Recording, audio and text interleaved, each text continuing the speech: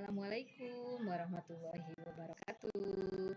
Selamat siang anak-anak. Mudah-mudahan kalian sehat walafiat semua dan masih tetap semangat belajar IPA-nya bersama Ibu. Baiklah anak-anakku, untuk minggu ini Ibu akan membahas tentang materi IPA tentang limbah. Oke, kita lanjut. Di sini ada definisi.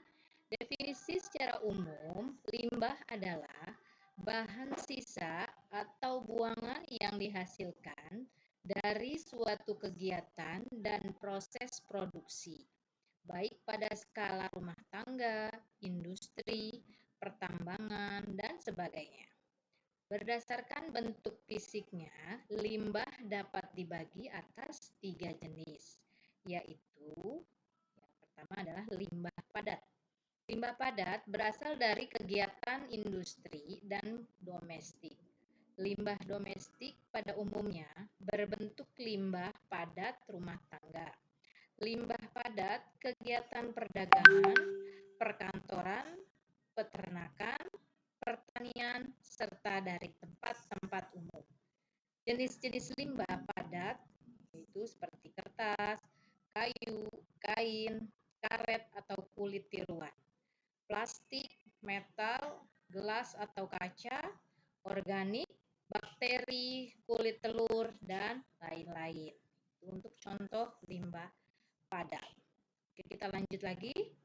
Sini yang B adalah limbah cair. Limbah cair adalah sisa dari suatu hasil usaha atau kegiatan yang berwujud cair. Contohnya di sini yang pertama adalah limbah cair domestik. Ya, di sini ada rumah tangga, perkantoran, pasar, dan restoran. Kemudian limbah cair industri, limbah cair buangan, industri pengolahan makanan, tekstil, dan pewarnaan. Kemudian yang ketiga adalah rembesan dan luapan, yaitu limbah cair yang berasal dari berbagai sumber yang memasuki saluran pembuangan limbah cair melalui rembesan ke dalam tanah atau melalui luapan dari permukaan. Yang keempat adalah air hujan, limbah cair yang berasal dari aliran air hujan di atas permukaan tanah. Ini yang C adalah limbah gas. Limbah gas adalah semua materi yang berbentuk gas atau materi partikulat yang terbawa gas yang apabila berada di udara dapat bersifat sebagai polutan. Di sini ada contoh dan jenisnya, diserta ada keterangannya. Di sini untuk yang pertama adalah karbon monoksida atau CO. Di sini dia gasnya tidak berwarna dan tidak berbau. Kemudian karbon dioksida atau CO2, gasnya tidak berwarna dan tidak berbau. Kemudian yang ketiga adalah nitrogen oksida atau NOx. Di sini gasnya berwarna dan berbau. Kemudian yang keempat adalah sulfur oksida atau SOx. Di sini adalah gas yang tidak berwarna dan berbau tajam. Kemudian yang kelima adalah asam klorida atau HCl. Ini berupa uap. Kemudian yang keenam adalah amonia atau NH3. Di sini gasnya tidak berwarna dan berbau. Kemudian metan atau CH4, ini gasnya berbau. Kemudian hidrogen fluorida atau HF, di sini gasnya tidak berwarna.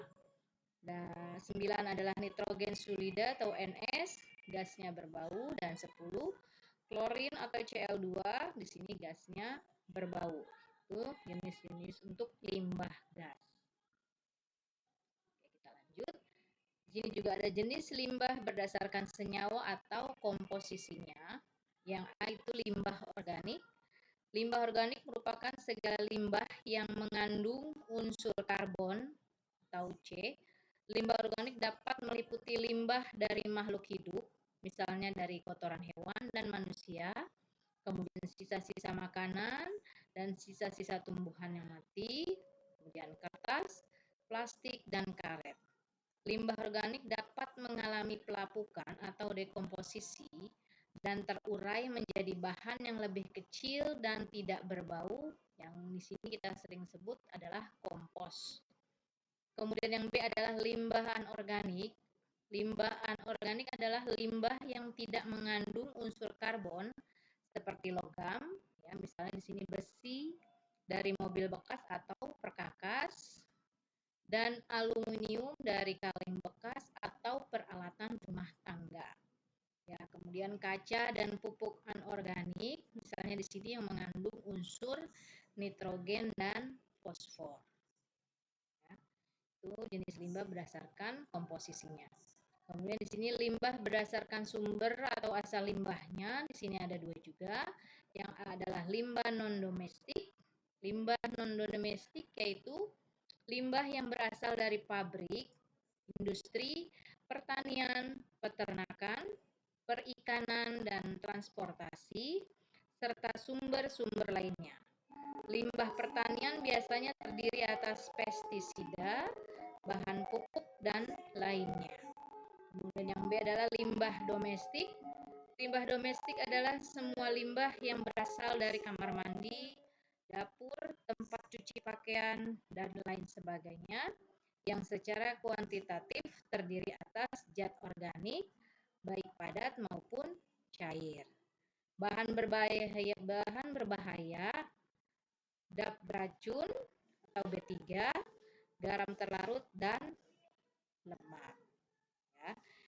Ibu rasa cukup sekian untuk materi minggu ini. Mudah-mudahan bermanfaat untuk kalian semua. Terima kasih. Assalamualaikum warahmatullahi wabarakatuh.